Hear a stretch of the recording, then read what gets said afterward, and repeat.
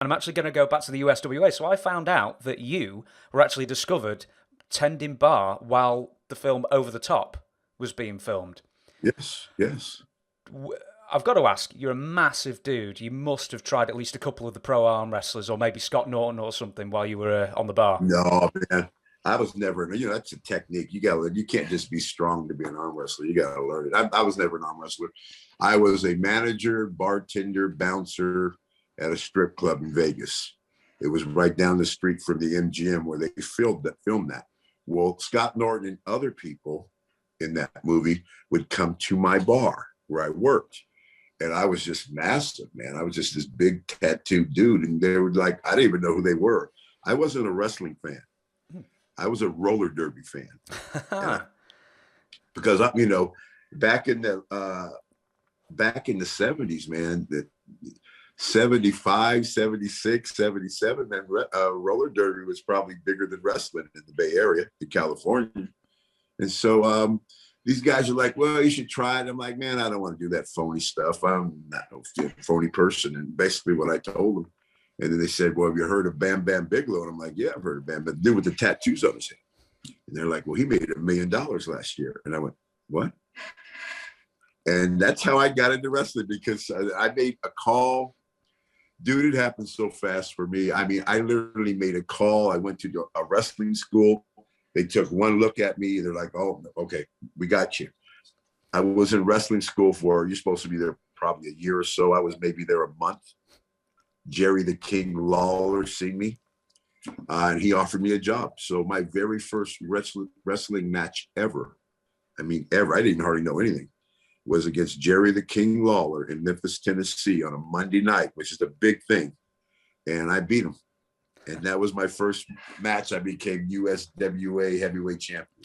Wow. I tell you, how many thousands? I'm sure there were thousands there, because that was at the Mid-South Coliseum at the time, wasn't it? Yes, Mid-South in Memphis. Yes, sir. Yeah. So I always hear the stories, or I always read the stories, that there was like that one good arena, and then there's some real podunk, horrible places that you have to wrestle, maybe midweek, or, a spot show here and there. Do you remember some of the absolute worst venues that you wrestled in?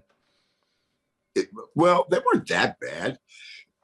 Back then, wrestling for the USWA, I think Saturday morning you had to be in Memphis for TV. Saturday night you had to be in Nashville. Monday you had to be back to Memphis, which was the nice Coliseum. Tuesday you were in Louisville, which was a decent place.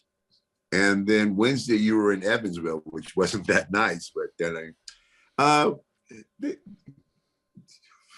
there wasn't a lot of bad places back then. So there wasn't the barns. What do you mean by bad? So it was like not like the old hay barns and the car parks and the.